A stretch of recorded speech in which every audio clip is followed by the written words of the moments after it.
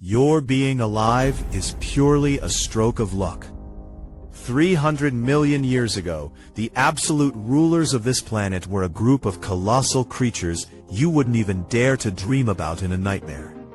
And your ancestors were nothing more than a little mouse, hiding in the muck, shivering with fear, without even the qualifications to be served as a proper meal. Don't think this is a sci-fi movie. This was a real superoxygenation experiment that once truly played out on Earth, lasting 50 million years. That era was called the Carboniferous. As the name suggests, more than half of the coal humans burn today is actually the corpses left behind by the primeval forests of that time. But behind this endless coal lies a deadly bug in Earth's evolutionary history. Back then, plants evolved tough lignin and grew into towering trees tens of meters tall.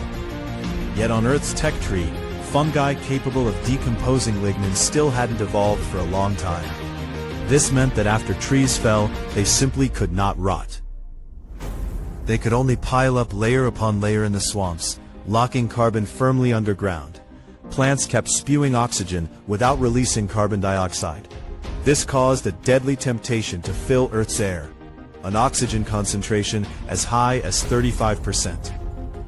This extra 14% oxygen wasn't a gift from nature. It turned Earth into an out-of-control monster-making machine. What does 35% oxygen mean? With just a bolt of lightning, an entire rainforest would instantly turn into a sea of fire that could burn for months. And in such extremely dangerous, near-pure oxygen regions, arthropods ushered in their god-tier versions. They had no lungs. They relied entirely on spiracles on their body surface to absorb pure oxygen directly. High oxygen concentration was like fitting them with a turbocharged engine, completely breaking the shackles on body size. The skies were the first to be taken over. A giant dragonfly with a wingspan up to 75 centimeters, equivalent to a hunting dog with wings, flying in the sky. Don't try to judge it by today's dragonflies. This was an aerial fighter jet from 300 million years ago. Its compound eyes were made up of 30,000 V-shaped lenses, with built-in 360-degree panoramic radar. In its world, there were no blind spots, no shadows. Your slightest trembling, even the flow of your blood, would, in its eyes, look like high-definition slow-motion replay. It could hover, fly backward, and change direction instantly in a dive. When it hovered soundlessly above your head, what you felt was a kind of despair on an evolutionary level. All your escape routes had already been simulated in its visual supercomputer. Its jaws snap out.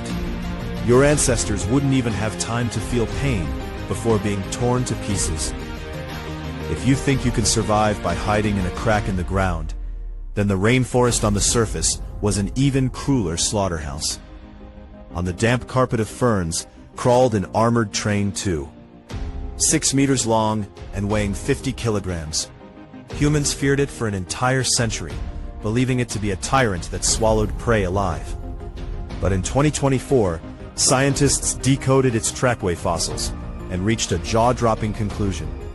This most majestic giant bug in Earth's history was actually a vegetarian detritivore.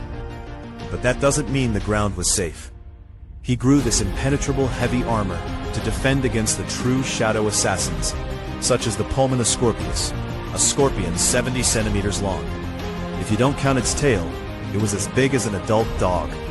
The stinger on its tail was thicker than your pinky finger. The venom of modern scorpions only makes you hurt for a few days, but the amount of its venom was enough to make an adult's heart stop on the spot.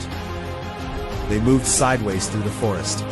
However, this carnival, said to be fueled by pure oxygen, would eventually come to an end. A disaster known as the Carboniferous rainforest collapse descended. The climate became dry and cold, and that long overdue system patch, White Axe True Lord, finally evolved the ability to break down lignin. Fallen trees began to rot like crazy, and oxygen concentration plunged all the way down.